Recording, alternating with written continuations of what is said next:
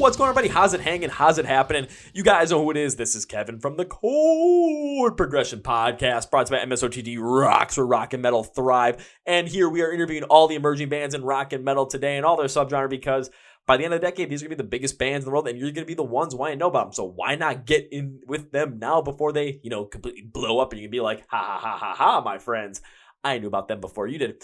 And I've got another incredible band, because this one comes from the other side of the world. Well, for me at least, this comes all the way from Melbourne, Australia, where we're interviewing a musician that has been in the scene for over 20 years and has started another new project called Wicked Smile. So if you guys like bands like Dio, Judas Priest, Skid Row, and Iron Maiden, this is definitely a band you're going to want to get in the know. They're called Wicked Smile, and their guitarist, Stevie, joins the show, and we talk about a bunch of things from the beginnings of Wicked Smile to just overall music theory in a way, and then also we talk about music today and how certain people are trying to game the system, but however, quality will always come out on top, and honesty will always come out on top. So fasten your seatbelts, because this is a great one to listen to. So please welcome Stevie Janevsky. The only reason I knew how to say that is because, well, my mom's side of the family is Polish, so I know the skis. So are you guys ready? Because I know I am. So let's go. Yeah. Woo. Well, ladies and gentlemen, boys and girls, listeners of the Chord Progression Podcast, I've got a band coming away from the other side of the world, because I got an email from the band. I don't know who it was.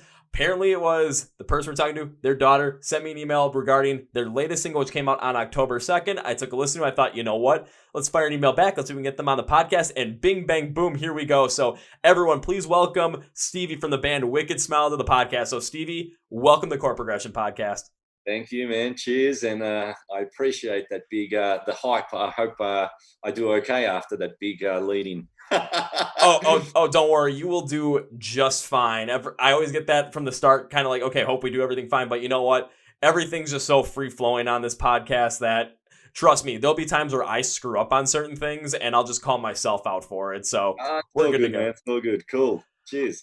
Alrighty, so before we really get started, I always start by asking this, because I always love to hear what the answers are. So, Stevie, I want you to introduce yourself with what your name is, the band you're in, what you do in the band, and then, of course, my favorite thing, we're going to go all the way back to like when you were in middle school, high school, in college, like that welcome week kind of thing. A little fun fact about yourself, but I want to find the wackiest thing that you have. I've heard people tell me they're famous like YouTube stories when they were a YouTube drummer, famous in Sweden before PewDiePie was a thing.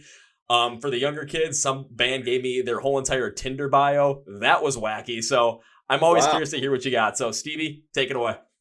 Okay. Yeah, my name's Stevie Janevsky, and I'm from Melbourne, Australia. I play guitar in a band called Wicked Smile that I formed about a year ago.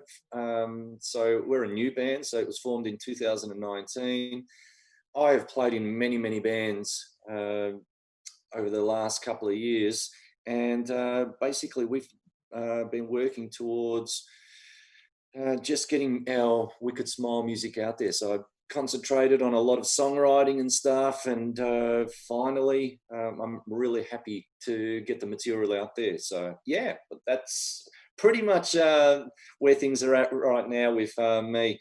I will say that living in Melbourne, Australia has actually been pretty hard recently, man, in terms of we've been in hard lockdown due to COVID and stuff. So it's been about 7 or 8 months that we've predominantly been at home. And apart from the 1 hour grocery store visit, that's been our life. So we've gone through our winter, obviously being on opposite sides of the world. So hopefully we're getting close to being released. Doesn't that sound weird? Yeah. It does sound weird. What's the at this moment right now? Do you know what the total amount of like confirmed cases are in your area? Right now, it's we're doing pretty well. We're at, I think, it's been hovering about 15 cases per day in Melbourne, where in the city I live in. So I think the aim is to get it under or around about 5, and then we can ease restrictions. But things kind of went out of control for a little bit about 3-4 months ago, where they thought they had a good handle on things, and it became a mess. And so it's been quite challenging. So everyone's wearing a mask all the time wherever you go, even if you go out to walk your dog. It's pretty full on, and you get fined big time if you don't have one. So yeah, they definitely have worked hard to try and get things back in control. I mean, compared to where I am right now, it seems like you guys have it under total control with only having 15 new cases on average a day, to where the state that I live in here in the United States, we just, at the time we're recording this episode, the other day, we just topped 3,000 cases confirmed in one day. Wow, yeah. I know here it got up to about maybe 1,500, 2,000. So they've really worked hard to try and get it down. So, and they've done well, but it is what it is. So where are you at, Kim? I'm in Milwaukee, Wisconsin. Oh, cool. Happy days. Yep. Hey, if someone knows about Milwaukee, Wisconsin, I'm happy about that. Good stuff. Because usually when I have to describe it to people, because last year I was overseas, I was in Croatia for a couple of days, and I was in Amsterdam for a little bit. When I'm there, everyone's like, "Okay, where are you from?" From Milwaukee. Everyone's like, "Where is that?" I'm like, "Okay, how do I start to answer this question?" And my default was, I'm about an hour and a half hour drive north of Chicago, so everyone kind of knows where Chicago is.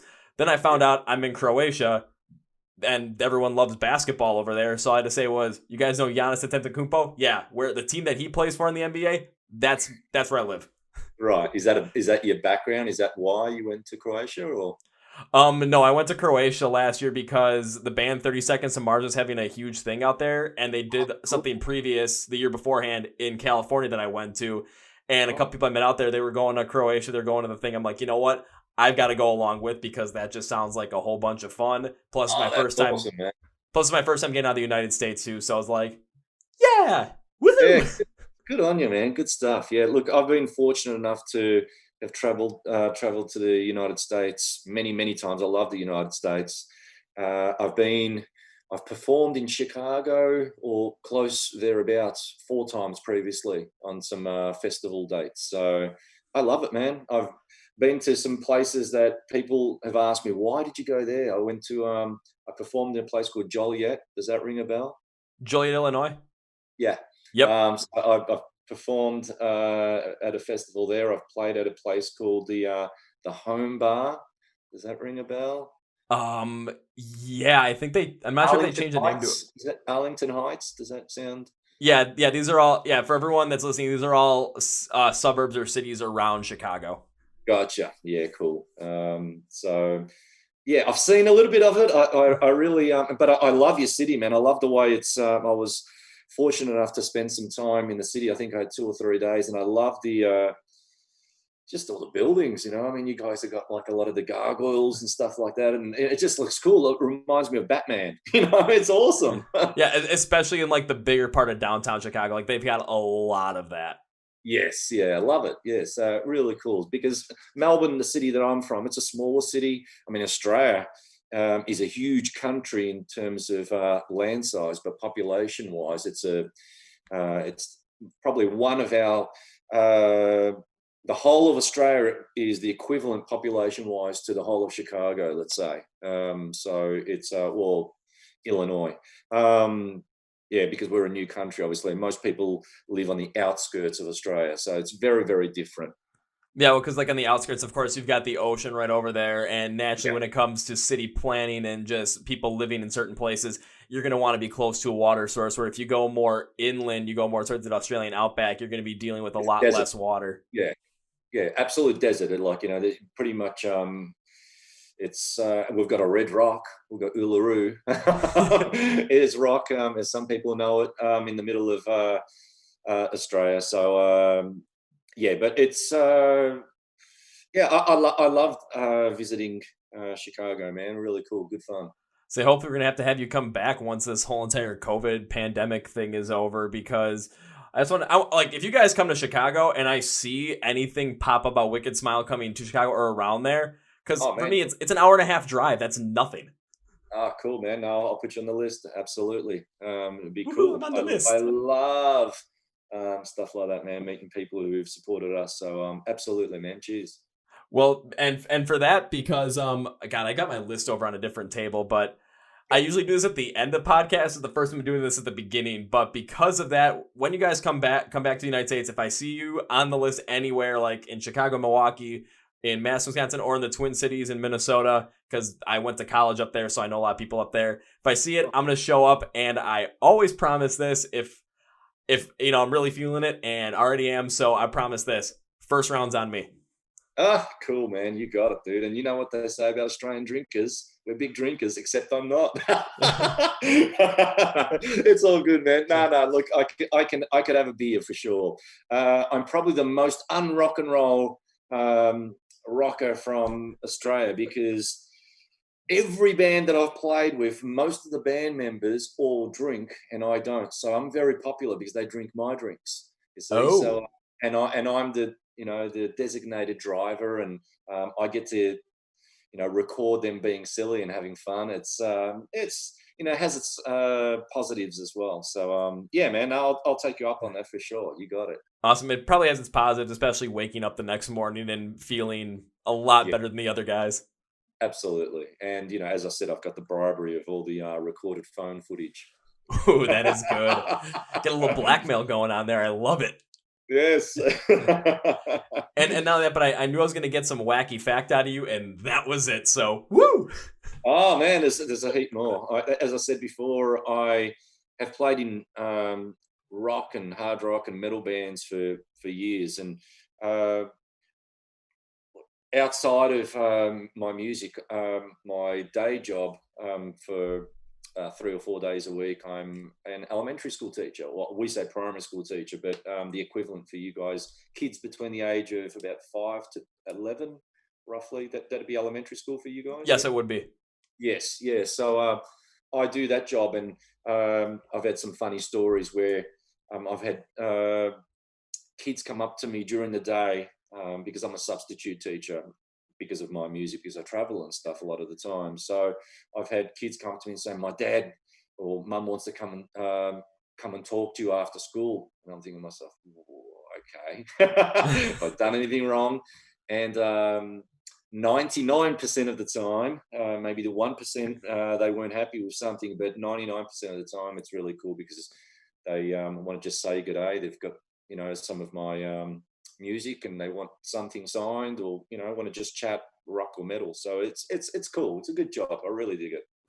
Plus, I mean, as those kids grow up and all of a sudden they realize that they were taught at one point by someone who was in a bunch of different rock and metal bands and now has formed a brand new one called Wicked Smile. I mean, like, eventually what's going to end up happening is these kids are going to look back and think, "Oh man, this is insane." Look, man, it's happened a couple of times. I've performed some shows, and I have some kids come up to me and say, "Hey, you're Mr. Janevsky," and I say, "Yeah," and I say, "You taught me when I was 8. You taught me how to draw Snoopy." So it's pretty cool. And often also I'll bring in the guitar and I'll play some electric guitar stuff for the kids because there's not many teachers doing that kind of thing. I guess what I do is a little bit. It's out of the norm, I guess. I'm a teacher as well as being a rock and roller at night. So it's a little bit like School of Rock, I guess. But I'm a real teacher. That guy wasn't a real teacher. He was a teacher, just wasn't certified That's by the right. state. Yes, that's right. He did teach him well, though. I got to say, I like his thinking.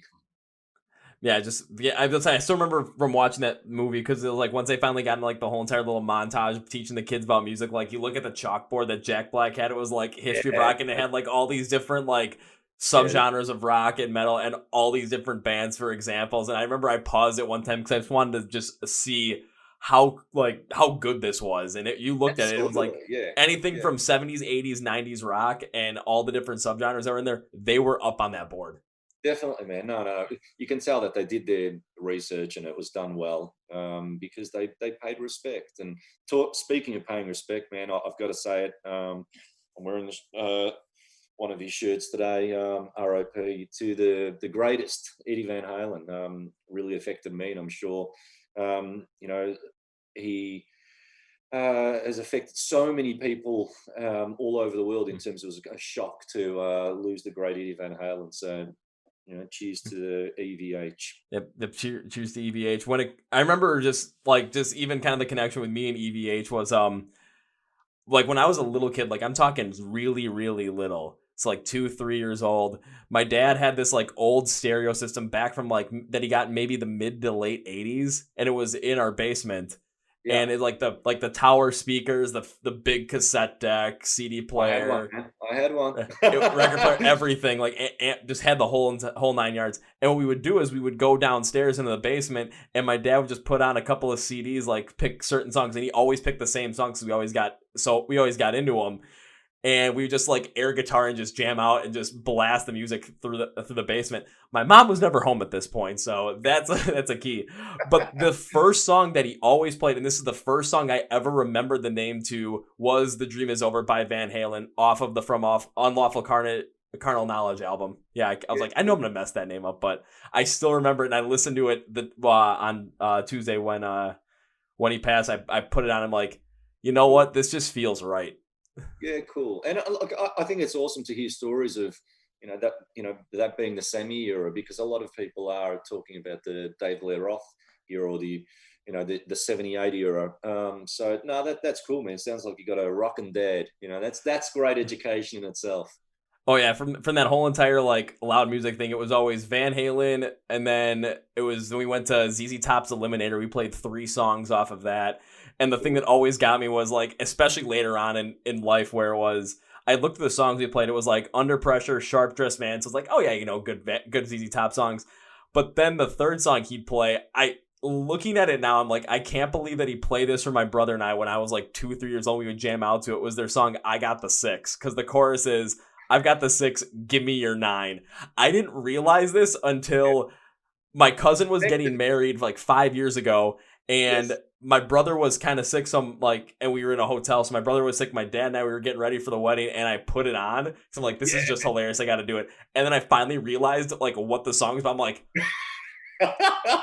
are you serious, Dad? Yeah, good stuff. Good stuff. He looked at Yeah, me, he's well, like, look, I'm the same. I mean, I'm obviously older than yourself, and like I've brought my kids up on music. And I mentioned earlier that my daughter Cassidy Parrish, she's a singer. She's 17, and she's really making good steps with her music. So my kids have grown up with anything from, gosh, Dio to Prince to Marvelous 3, Butch Walker to obviously Van Halen, and just anything that's good, good music, and anything that would make them smile and give them happy. And I still remember my son also, dressing up as Angus Young, when he was 4 years old, like people did back in the day. So it's, man, music is the best, and it's a huge part of my life, that's for sure.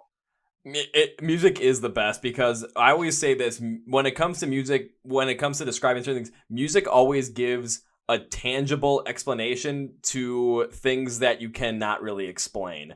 So it's like feelings of happiness. If you want to feel what it's like, if you want to feel like what it is for me to feel happiness, like listen to this song, just fully get immersed in it, and you're really going to feel what it's like. And it just is really good at explaining it. Definitely. Yeah. And it's kind of hard to explain if people don't feel the same way. Sorry, I'm just going to introduce my dog because he wants to exit my room right now. Come here, say good day. Come on. I know this is not really a rock and roll professional, but my poodle Snoopy wants to exit the building. One moment, man. All right, there you go. You can go out. Well, for everyone, that was Snoopy. But I when it comes to being rock and roll professional, trust me, when I see animals walk through and dogs show up on the podcast, I'm never going to complain, because who doesn't want to see a dog? I mean, come on. Yeah, man. Well, it's like we were mentioning about music before. I'm a huge animals lover, and again, it's just the best. And if you don't know, you don't know, because yeah, man, things like that touch me for sure. Oh, very much so. Well, now that Snoopy is out of the room, and now because he can't hear us right now, let's jump into everything Wicked Smile, because that is exactly why we're here. So I want to know because you've been in plenty other bands before. So what was the inspiration to start Wicked Smile, and how did that all progress? Well, I Had been playing in a band called Black Majesty for about, 20 years. And that sounds like a long time. It is a long time. We released 8 CDs whilst I was in the band. And last year, I think it was about March 2019, I said to the guys, look, I just need to have a break and do something different. I'm just really flat out with, because I play in about 3 or 4 bands already. So after 20 years, it was very challenging and very difficult to say to the guys I was going to be leaving the band.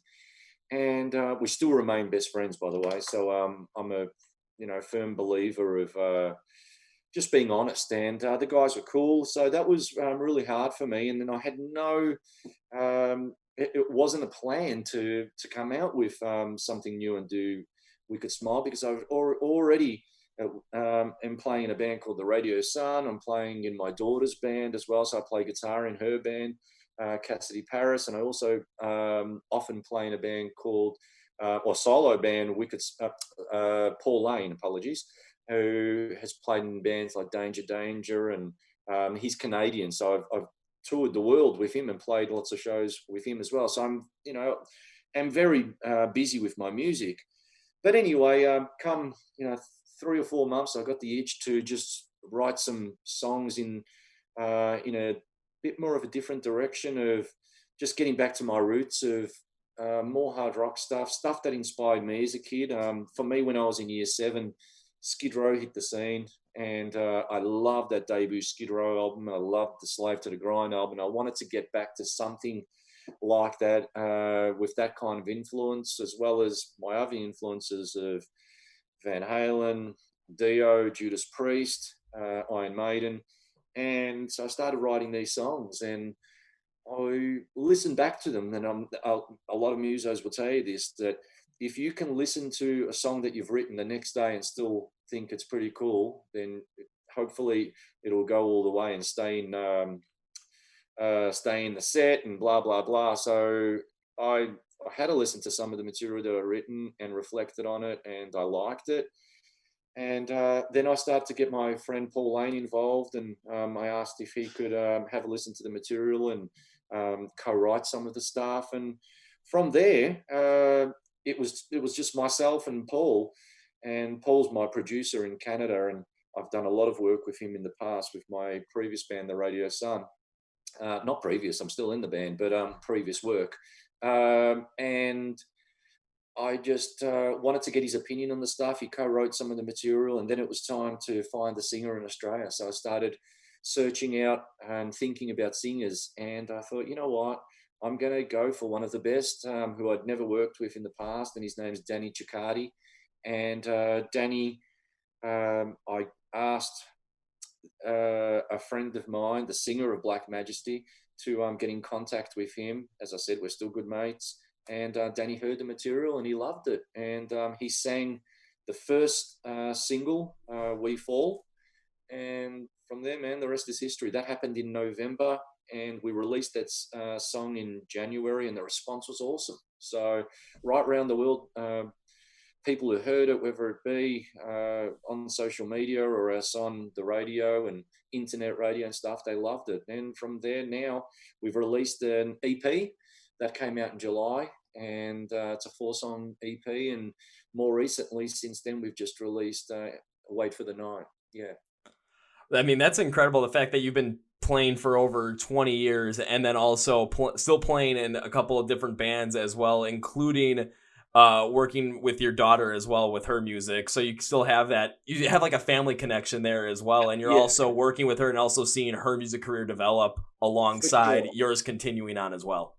Yeah, well, the thing is that because of what I've been doing with my music, she and same thing with my son, they have been to a lot of the venues that I've performed at. So my daughter Cassidy, from the age of 2 years old, was at the Hard Rock Cafe in Melbourne, sitting on a chair watching me perform. So she knows no different. So she was very, very influenced in that way, learned a lot about what, she made her own decisions and what she liked and stuff. And I taught her to play guitar at a young age, and she's been performing since around the age of about 8 or 9, and then started singing when late in elementary school. So I think it was about 10 or 11 that she started singing, and then from there she started writing her own songs. And she's 17 years old now, and she's already released 6 singles with videos.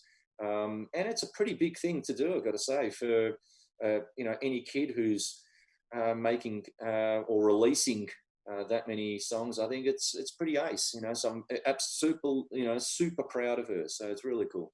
Yeah, and even taking a look at Spotify right now, because I have the Wicked Smile profile pulled up, and you look at the fans also like number fourth down is your daughter. So Cassie Harris, there you go. Yeah, she's and she loves the band. She loves. She's singing a lot of these songs during rehearsals and stuff, at home, because we rehearse together. It's just really cool. So she's has learnt heaps, and now she's teaching me. So the wheel has turned. She's teaching me how to sing. I'm a guitar player. I'm not much of a singer. Hey, but sometimes you can just pull out of nowhere and then start singing. Then you can end up like Mark Tremonti, where you take a look at Alter Bridge. I mean, of course, you got Miles Kennedy's vocals, which are just always transcendent. But then on this couple of tracks where you hear Mark actually sing, it's just you kind of have this like stand back feel where you're like, wait a minute, like Mark can really sing really well on a hard rock style track. Then he's got his own band as well, and I've seen them perform live, and it was absolutely incredible just seeing Tremonti play live and also sing. And then before the shutdown happened, I got to see Alter Bridge play live, and it was funny because I'm always used to concerts where I'm used to mosh pits, I'm used to slamming into people, I'm used to getting hurt pretty much every single show. But for Alter Bridge, I was just like, I got to find a way to because no one's gonna want to do that at this kind of a show. And I just remember watching Mark Tremonti play, and I thought, I really don't understand how to play guitar. And then there's that.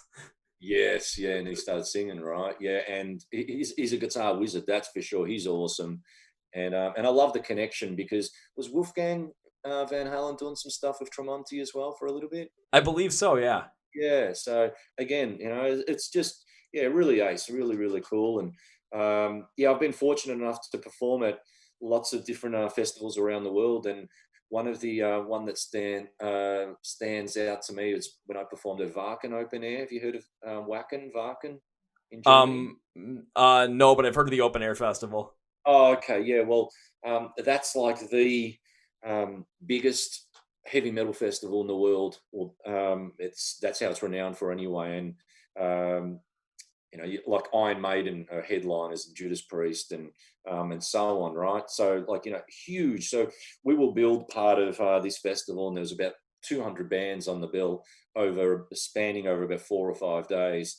And man, the crowd, it just gave me shivers. I had hairs were standing up. It was just really really full on. And I remember and this is a small scale for me. Imagine how someone like Eddie Van Halen or the guys from Iron Maiden would feel, just about to enter this huge audience. But for me, we were playing in front of a pretty big crowd, and it was awesome, man. It's just the best feeling ever, So because I'd been doing it for a while, I couldn't wait to get out there. So it was a different kind of nervous, So yeah, man, it was ace. It wasn't a nervous that you haven't done this before. It was a nervous of, I've been so excited and waiting for this to happen that I'm just nervous, because the fact of the matter is it's finally here, and I want to make sure I do my best. Well, for sure. And you're backstage talking to your favorite artists, I remember saying to the guys, I go, that's Sepultura next door, I'm like, literally next door to our room is Sepultura, when we were in Czech Republic. And I could tell you so many stories, like that. We were performing in Sweden Rock about 2-3 years ago, the singer of the Radio Sun and myself. And you've got Halloween playing, and Judas Priest playing, and Iron Maiden. It was surreal. It really was, because you're walking backstage and you're like, oh my gosh, that's Rob Halford, the metal god. And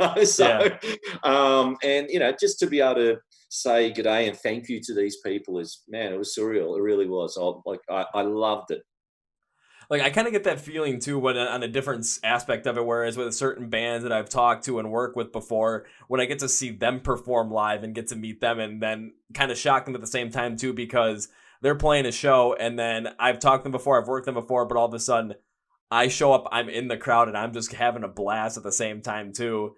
It's just always cool to be like, to go up and say hi to them even during this time, because there've been some very, very small shows during this whole entire pandemic COVID-19 time with some of the bands that I've worked with, and I've gone to see them because it's like, well, they're trying to make sure that they continue on. They're trying to make sure that Yeah, once this is cool. over, that they're still able to go, and I want to show my support for them. So I show up. I'm there. Even there was one I had to drive 2 hours for. There's one I had to drive 3 hours for, to the middle of absolute nowhere, for two bands that I've actually worked with. And I showed up there, and like there's like 15 people there when I finally got there. I'm like, this is kind of small. And all of a sudden, the bands came out. They're just like, oh, it's Kevin.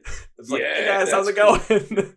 Yeah, and you know what? Like, and all artists, big or small, they all appreciate it. I remember performing in Wales in the United Kingdom at a festival called HRH Fest, and people who I've spoken to and become good friends with on Facebook or Instagram, and I'm on stage and I see people in the crowd, and I really try and involve them. Like, I'll say, and I'll say to the singer, "Hey man, stop! This is, Andy. I've known this guy for 8 years, and I'm meeting him for the first time. It's just unreal."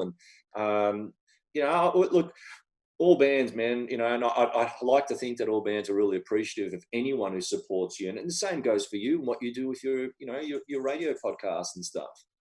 Yeah, especially when just seeing people send me certain things or send me their music, Yeah, or just tell me, or just like afterwards, just hearing people just say they had a great time on the podcast. That always just makes me feel incredible, due to the fact that I just want to make somewhere it's like, yeah, I can talk to all the bands that are really coming up in the scene, and give everyone an in-depth look that they haven't gotten yet into these sure, bands, not only into their music but also into just some of the fun stuff as well, because you got to always talk about the fun stuff. That's what makes life absolutely. fun. But it's Yeah, just hearing some of the people, the fact that it's like, hey, we love being on, we love to do this again sometime soon. It's just like, yeah, woo. man. Good stuff, man. Good stuff. So, who are some of your favorite bands, Kevin? So my favorite band of all time is Rise Against, Chicago punk band. Cool. Yeah, yeah, I And know them. Yeah, I've seen them definitely. like shoot 9 times maybe now. Trying to think some other ones. Wow. Well, as I'm wearing a Michael Myers T-shirt with a Yeah, Mickey Mouse hat on it, because on the arms, which one? Yeah, I can pick either or. On the arms, my second favorite band, Ice Nine Kills. The awesome. And then otherwise, I've got like posts up here. I've got 30 Seconds to Mars. Absolutely love Disturbed. Let's see where else I got. I just take a look at my posters. I got Day to Remember up here, Under Oath, Foo Fighters, Cool. Motionless in White, Skillet. I mean, I could just go on and on and on with all these Yeah, bands. man, Falling that's in good. You're Reverse. a I get a fan. box back there that's with Falling in Reverse. So it's like there's so many bands I like, but it's like when it comes down to like, if there's a band like, okay, if I can only go to one more show for the rest of my life, who would I go see? No doubt about it, I'm going to see Rise Against again. Cool. That's cool, man. No, I love it. And I love that you wear your influences on your sleeve, man, in terms of, I know you're doing the radio gig and stuff, and you got the posters, you got the shirt and stuff, man. That's cool. That's really, really cool. And not that, but like there's some other things here too. Like there's this, I've got this skateboard deck right here from one of the bands that I've worked with. I went to go see him in live. Got the skateboard deck. They signed it. I put it up on the wall. I've got another skateboard deck from a different band that I've worked with before. I just don't have Right. it hung up yet. I've got let's see. I've got a signed drum head up in a different part of the room as well. So it's like, if I can support some of these, more emerging bands in some way, I'm going to. Cool. That's cool, man. I wish more people had logic, and thinking like you do, man. That's awesome. I wish more people did too, but especially now, I know times are tough. There's things where money's tight due to the fact that a lot of stuff is being shut down, and especially Yeah. with like the venues that people play at as well. A lot of these independent venues, they're really struggling right now. And I've seen one of the biggest venue here in Milwaukee. They've been trying to do so many different things just to make some kind of money and just be able to stay afloat during this time. So for Halloween right now, they're doing these small group tours of the facility because it's supposedly haunted. Gotcha. So they're Cool. like small little groups. They're letting you go around and just kind of explore and just see what happens. And then what they also have done is they've taken because they've been in business for about 30 years. So a lot of bands have performed there. A lot of bands have given them posters and have signed those posters. So they're putting them Cool. up for auction and they're trying to make money that way. And Yeah, yeah. I That's end up getting cool. one of Yeah. them.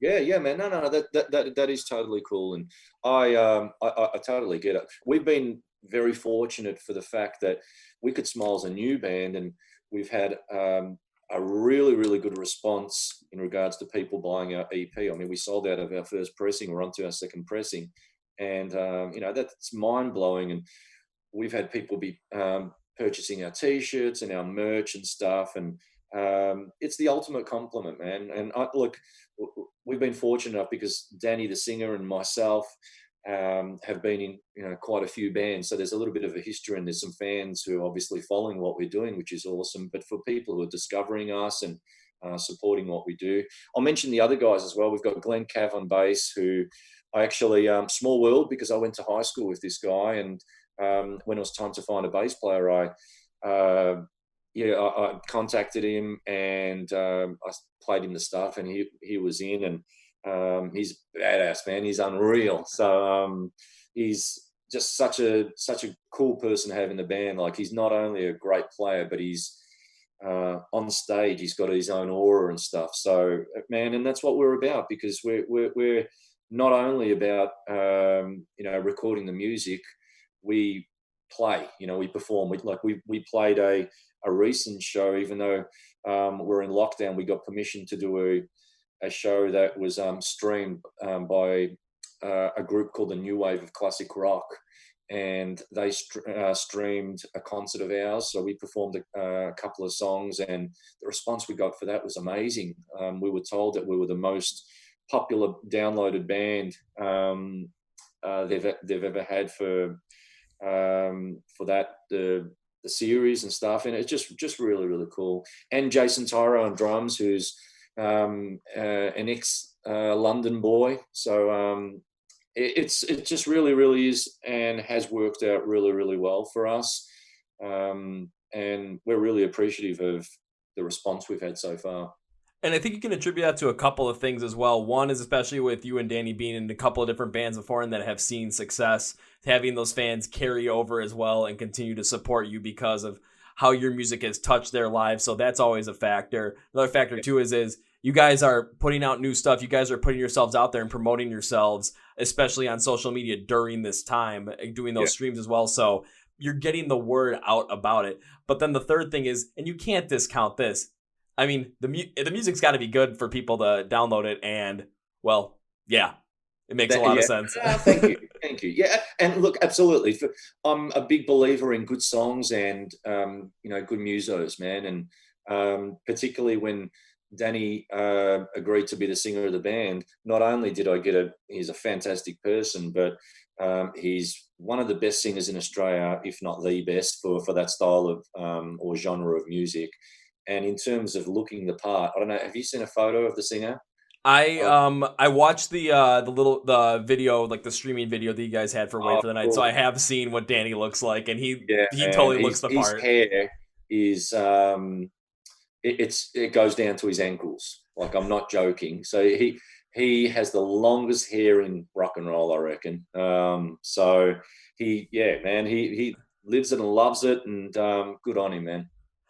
And because when I first listened to it too, first listening to Danny's vocals, like, there's one name that came to mind in terms of just like the style that he reminded me of and just the same power, and that was Bruce Dickinson from Iron Maiden. Like that, it was at first I thought, is did they get Bruce to like just sing on the song, or what the heck's going on here? And then I pull up, I'm like, nope, that is just Danny. Yeah, man. Well, he obviously he has influences of Iron Maiden.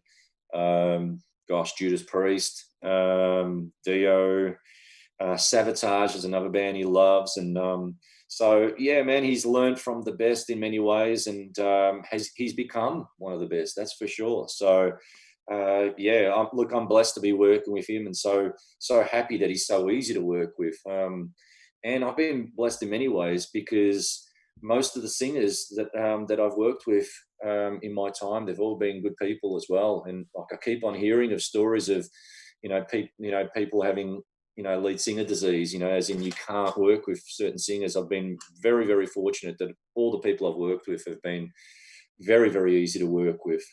So yeah, that's been great.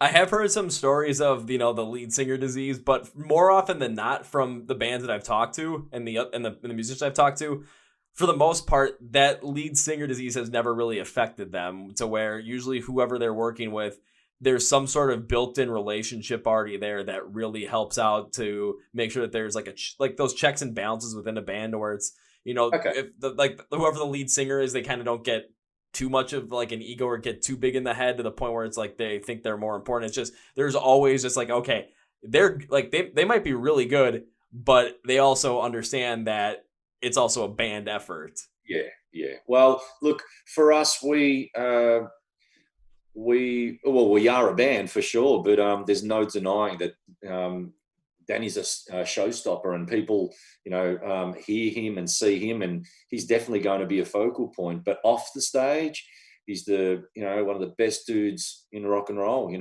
So that's really important. Like you said, that if people understand their place and understand that it is a band, that's cool. But I've heard from other people or history in regards to people who've worked with certain singers being hard to work with. I don't get it personally. I don't understand it, because you're meant to be working for the same thing, the same goal. And when people, they're kind of, stuffing things up, what they've worked so hard for. I don't get it when, they want to fight with each other. Or so, yeah, very, very lucky and fortunate.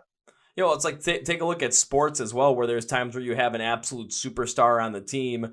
However, it's just sometimes like people just don't want to end up playing with them due to like just certain differences, or because that other person, like, they demand too much attention and it's just taking away from the rest of the team, where they're making it more of an individual thing than about the whole entire team. However, especially in a team sport, if you want to win, the team's going to be the one that wins. It's always the best team that wins in the end. So Absolutely. you got to come together and work as one. Absolutely, always be better than the individual, themselves and stuff like that. But look, man, most people get it. Some people don't. So yeah, it is what it is, I guess. But no, man, look, I'm absolutely over the moon in regards to the people I'm working with and the way that people have embraced Wicked Smile, in this short amount of time. I mean, we're not even 1 year old yet. And the response has been amazing. People are really, really looking forward to our debut album. And it's a great feeling for people to really, really want an album or want to get an album from you, or when people are buying merch, that speaks volumes to me, because people are big fans of it. So that's great. We've got to be doing something right. Fingers crossed. Well, yeah. Like I said earlier, it's like people are coming out supporting you. They're listening to the music. They're buying the merch. They're watching you guys on that live stream. They're downloading your stuff afterwards. I mean, it's all in the numbers right there. It shows. Sure. Yeah, for sure. But having said that, this is an interesting topic to bring up, man. I'm a little bit disillusioned the way things, how it's noticeable, and I've read a lot about it as well. How some artists or people or managers or firms are rigging the system a little bit in regards to views. I don't think that's cool. Like I sometimes have seen that some people have got these huge numbers on Spotify in terms of views, and then you go and have a look at them on YouTube or some another format, and you think, you've got 5 on this one. Like, what's going on there? Have you heard of that? Do you know where I'm coming from? I actually do know where you're coming from, because it all depends upon just where people want to have their attention brought. So there's a lot of times where certain and it's not necessarily a lot of the bands doing it. It's a lot of different, like, the publications that are doing it, or a lot of the management teams that are doing it, where it's just, okay, we've got a certain song and we really want to make sure it gets, a certain amount of hits on YouTube or on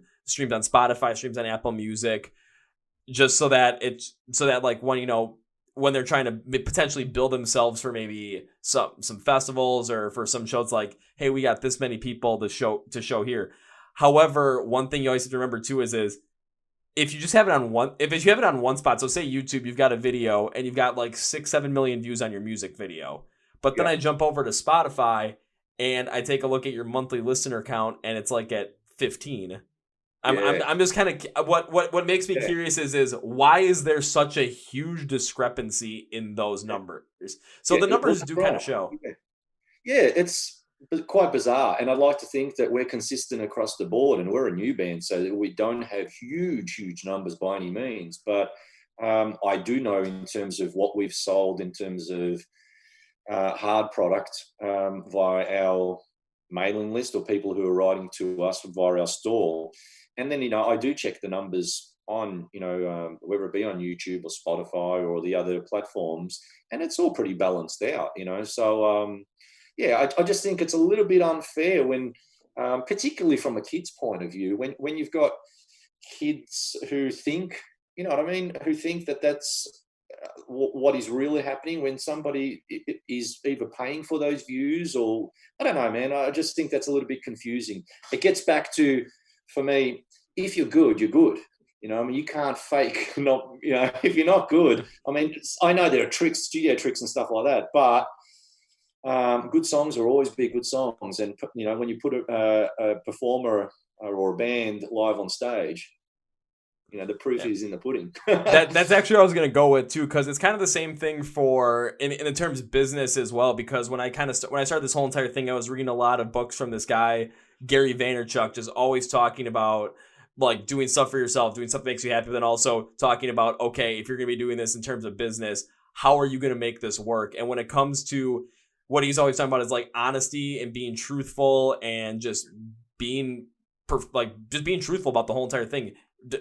Deploying empathy, being honest, that's going to get you so much further in the end, because at first, yeah, you might take two different bands, like, and one might be younger, one might be older, but that older one, they might end up all of a sudden, like, I'm saying, be around for a little, like 2 or 3 years. They might end up just like really focusing in on, okay, we're going to put all this stuff on, we're going to put all these resources into YouTube so that we're going to get all these views. All of a sudden, let's say they've got 7 million views again on a YouTube video, but on Spotify, they've only got like 20, 30 monthly streams, where you've got a different band where you look at their YouTube videos and they might have, let's say, 5,000-6,000 YouTube video views, but then you look at their Spotify streams, they might be at 10,000-15,000 a month. And if they're you're trying to advertise equally on all platforms, that's going to speak a little bit more, because then by the time it's like, okay, but when you get, going live and everything, it's going to be different, because that band that has 7 million views but has 15 streams on Spotify, that's right. All of a sudden it's like, it's like, why is there that difference? And all of a sudden you're going to see them go on stage, and that proof is going to show, because you can't really fake it anymore. There's no fake environment on stage. That's that. And when people have tried to fake environments on stage, sometimes they have famously collapsed, especially more in pop music. And I mean, Milli Vanilli is probably the perfect example of that. 100%, man. And that's the thing. The thing, you're right, absolutely right. That I like to think also. I mean, I'm not trying to just toot my own horn, but I mean, for any artist that is quality out there, that if you can do it on an acoustic guitar, with no big budget, and it's just you and your guitar, vocally. I mean, that's talent. And I know there's different ways of being an artist and stuff. I get that, but yeah, I've heard of some stories where people have also booked these crazy 100-date tours around around Europe and stuff. And when I hear of people or feedback, like they were lucky to have 1 or 2 people in the audience. I just think to myself, yet they've faked it to all the venue owners, thinking that that's going to work. Like, it's going to come back to you sometime. You know what I mean? It doesn't make sense. Is it just for the fact that they're trying to get signed to a major label or something? I don't get it. I don't know. A bit strange. I mean, in the end, I think it's just trying to find a way to basically promote themselves and make sure that they're seen to the world the best way it is in the year 2020. Because if you look back to the way back how bands are promoted and put everything up back, let's say 30 years ago, I mean, it's completely different with bands like that. You're not putting out people are starting to put out more singles instead of albums now, just due to the fact that on streaming, then they're always constantly in rotation and everything is being promoted. So all of a sudden it's like, because if you come out with a single once every 3 months, your name's going to constantly be refreshing on those playlists, and it's going to be a different song every single time. Yeah, no, for sure. I hear you. But look, with anything and time, I think this is nothing new. But it's just quite bizarre to me that it's like somebody or some firms must be making a heck of a lot of money out of just making a computer that hits on clicks on streams or whatever it be to make it appear as if the band or the singer or is very popular, but really they're not. I find that strange. Well, But it's I'll put it this way to kind of really summarize. It's like in the short term, there are things that people can do to really put that out there. But in the long term, especially in more of like a free market setting, especially within the music industry, because when you're trying to promote your music to people, I mean, it is free market. People are going to be able to choose what they want. Quality matters.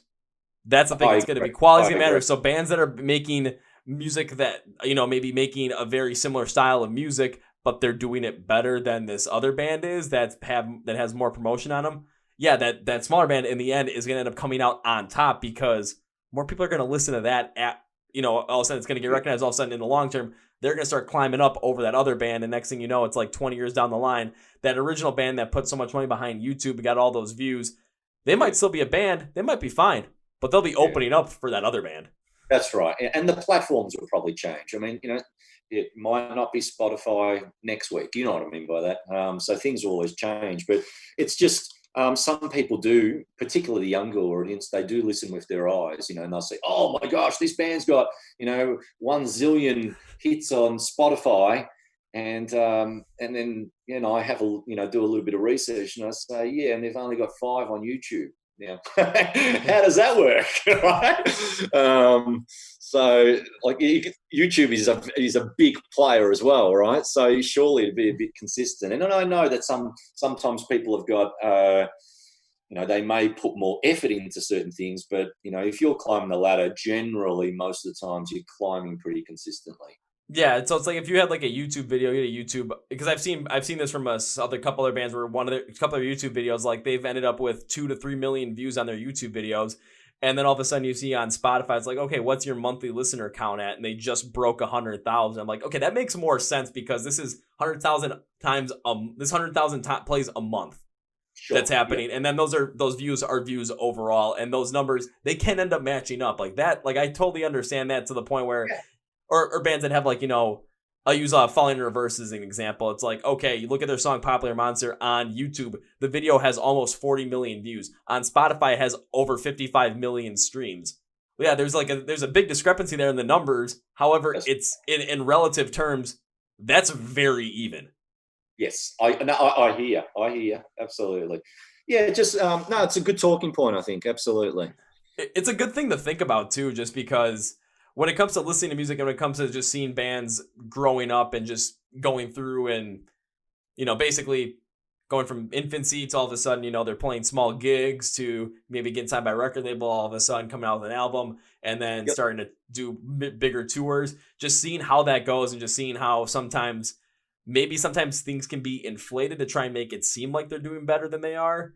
But in the end, I mean, if people end up doing their due diligence, people end up really taking a look at this in the end, and all of a sudden, oh yeah, 7 million views on YouTube, 15 streams on Spotify.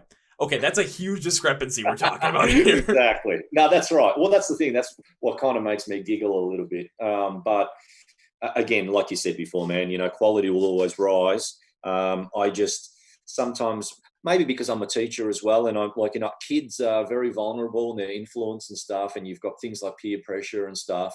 I think it can get out of hand if it's sort of not hit on the head in some ways. But that's my opinion, because you can get people losing the whole point of this. I mean, music's meant to be something that's fun and creative, and it's not meant to be. I mean, I know it's competitive, I get that, but it's you can't fake it, and so it seems like what I'm noticing some bands are, or some singers are, or performers, or whatever it be, instrumentalists.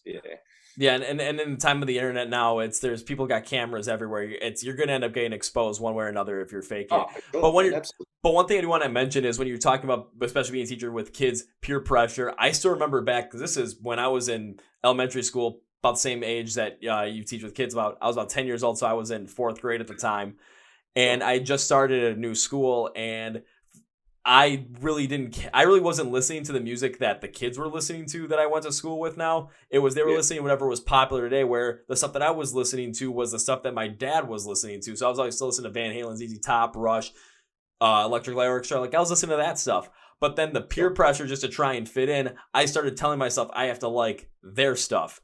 And it wasn't until I got into middle school, it was about sixth grade. I was about 12 years old, and I thought, well, this is just a bunch of crap.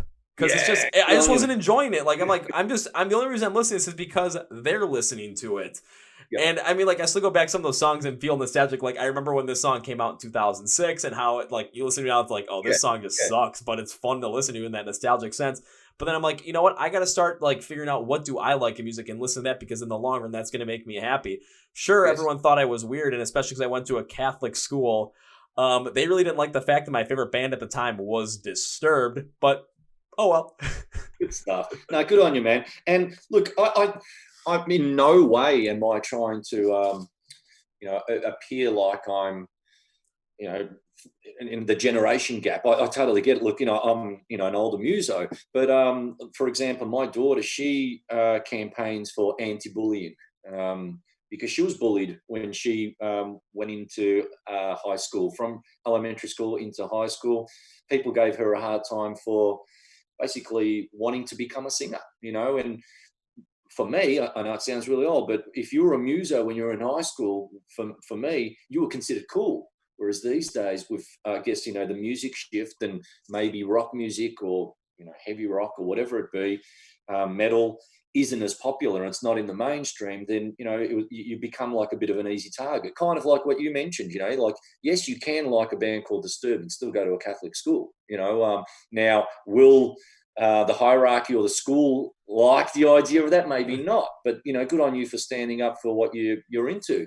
But it takes time for you to be able to stand up, right? Now, look, I've seen that as well. Like, I see, people get bullied for, their choice of what they like, and man, it's not cool. And when you've got things like I guess with social media the way it is, there's pros and cons. So there's always going to be some really good sides, and there's going to be some negative impacts as well. But it's just something I think that we need to watch, and hopefully, most of the time, yeah, the quality or the cream will always rise. But yeah, I'm not a fan of people or bands or performers faking it. So I think that's a big issue, and most record companies I think out there they can see it. And Yeah. most people who are really really into their music, they get it. But in terms of the casual listener, I don't know if they do. They get, like, will a 15-year-old or maybe even younger, a 10-year-old understand something like that? That people are paying for these views, or you know what I mean? Or it's interesting. And one thing where I want to mention is because you're talking about that generational gap with you and what's going like with the artists that are really starting to come up now, where that difference comes in to where I think really you still have a good major point to talk about with this is the fact that your daughter's also in that generation, is this generation as well that's coming up, and you're working with her playing guitar on her with her music as well. So you're Yeah, seeing that you're seeing that in that same light as well with a younger artist. for sure, for sure. Yeah, and it's like I'll always encourage people who want to follow their dreams. I'm a big fan of people doing stuff that makes them feel good, or makes them happy and stuff. And it does take time, but yeah, it's interesting because, again, kind of like getting back to what I said before, like my daughter was bullied more so when she was in year 7, year 8, because of what she was trying to do. Whereas now, being in year 12, and she's a 17-year-old, and the kids are a bit more mature and stuff, she's in some ways considered cool now because oh, she's actually got 6 7 singles. She's put out an EP, she's performing, she's actually pretty good. You know what I mean? So, and then I just think to myself, well, those people who knocked her, man, I don't know. Just think about yourself before you start trying to take someone else down. That kind of thing. It's the teacher in me, Kevin. I can't help it. And the parent in me.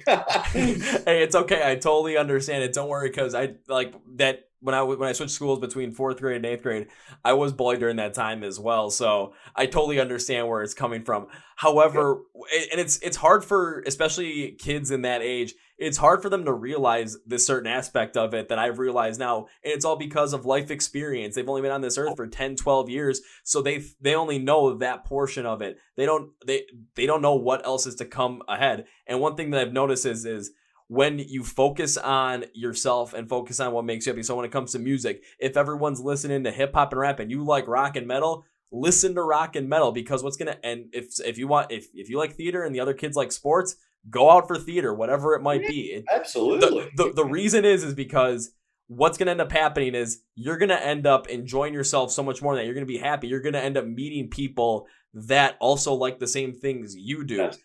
And like what happened with your daughter is, and it's kind of what happened with me as well, especially now once I started this whole entire thing up and how much fun I'm having with it. It's we're doing with what we want to do in life. That's what we're going to do.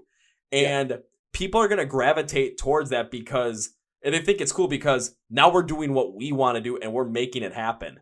And we're not letting them. So it's like, oh, that's cool because they're doing it. Yeah. And it's just so if you focus on making sure you do what you listen to what you want to listen to, you are be a part of what you want to be a part of.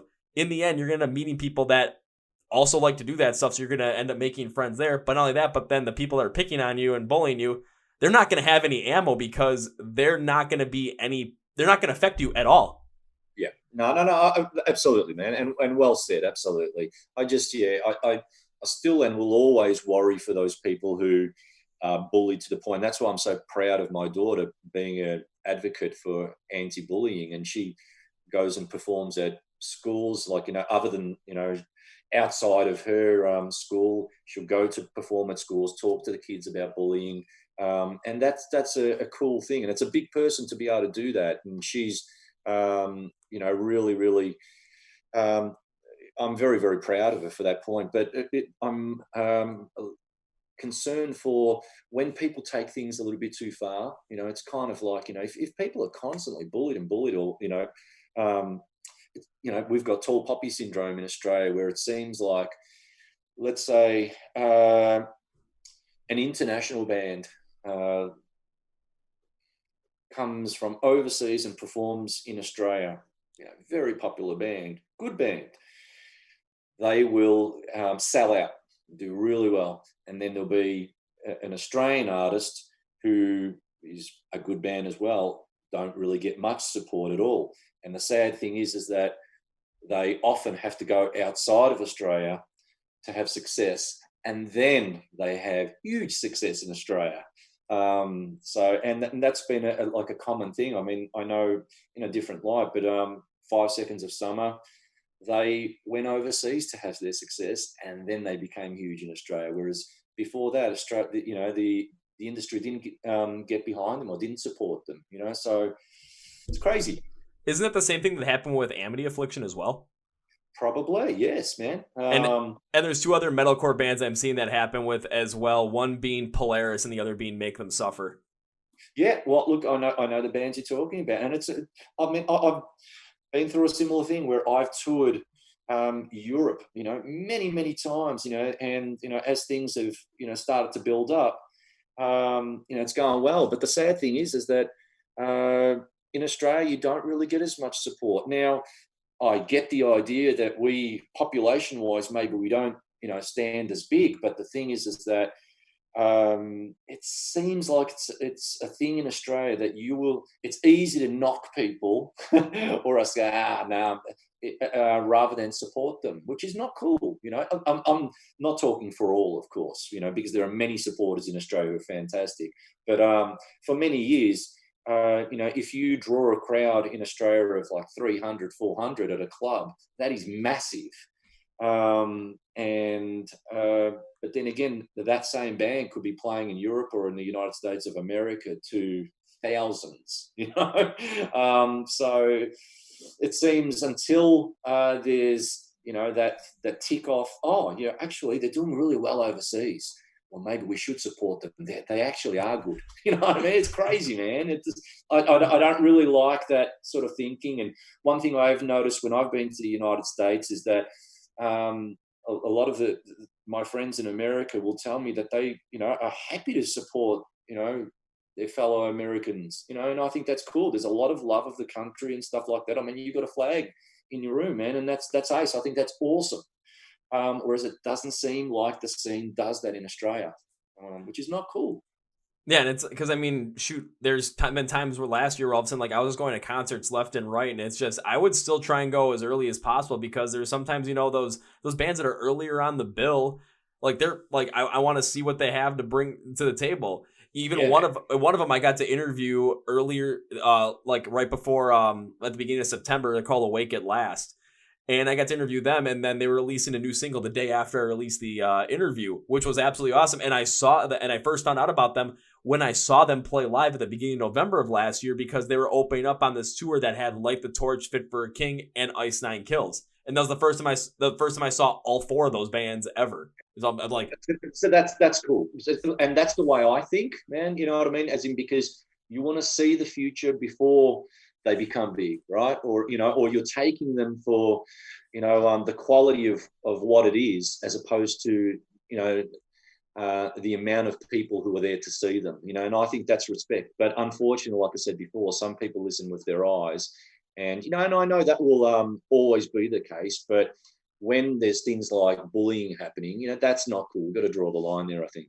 Yeah, and that's like one thing with this podcast that I wanted to do was, once I started doing all the interviews, was I want to find the bands that are, people can get in on them now. So all of a sudden, by the time that people start, seeing them with their, like, be like, oh, shoot, like, they've got all these different listeners, they got all this different stuff going on, we should probably get them now. No, get into them before that happens. And that's kind of the whole point of this. Yeah. Now, would I love to speak to, those bands that are bigger? Like, would I love to speak to someone like Tim McElrath from Rise Against? Would I love to speak to David Draymond, Dave Grohl? Absolutely, I would. However, if I ever get the chance to do that, I'm going to end up making it so it's like, okay, one podcast during the week is going to be for, the big hitters. The other one, though, is going to still be for those bands that are going to be the biggest bands by the end of the decade, because that's what I absolutely love doing. I'm not going to stop it. Yeah, man. And that's respect, and look, it's cool that there are people like yourselves, who are willing to do that. And in my book, man, that's high fives all around. Virtual high five. That's it. Cheers. I will absolutely take that virtual high five. Do not worry about that. Good stuff, man. Cool. Yeah. Well, Stevie, I know you said you've got another interview that's going to start like sometime in the next 10, 15 minutes. So I don't want to end up stepping on their toes as well. I want to make sure that whoever you're interviewing with, that they have the time of day as well with you. So I know we really didn't get into Wait for the Night, but for everyone, go and listen to it, because if you like anything that has feel like Dio, Judas Priest, Skid Row, Iron Maiden, I mean, again, take a listen to the vocals on that track. I mean, you're going to take a listen and you're going to literally think Danny is Bruce Dickinson. It is incredible. So please, please, please go give it a listen. And, well, I'll tell you guys how to find it, but I'm going to let Stevie get some final words in there before we sign off. Thanks, Kevin. Thanks for your support. If you're out there and you want to check out the band, obviously we're readily available on all the social media sites. So if you want to drop us a message on Facebook, Instagram, whatever format, check us out on YouTube, give us a like. No peer pressure. But yeah, man. So thank you, and cheers from Australia. Wicked smile. All right, well, thank you very much for being on, CV, and for everyone that was listening to when he was talking about, follow him, make sure you follow him on Spotify, streaming services, subscribe to their YouTube channel, send them a message on their social media platforms. If you guys are wondering, well, how am I going to get to those? Do we have to search them up? You know what? I'm going to take this completely out of the equation for you. Just take a look at the description on the YouTube video, or if you're on Spotify, Google Podcast now, I believe they're calling it, or iHeart Radio, just take a look at the description of the episode. I'm going to have everything for Wicked Smile there. So it's a one click, one tap away. Make it super duper simple. And please, please, please, please, please go have a listen to Wait for the Night because he's good. Thanks, man. Cheers. Alrighty. Cheers, Stevie. How about this? Catch you next time.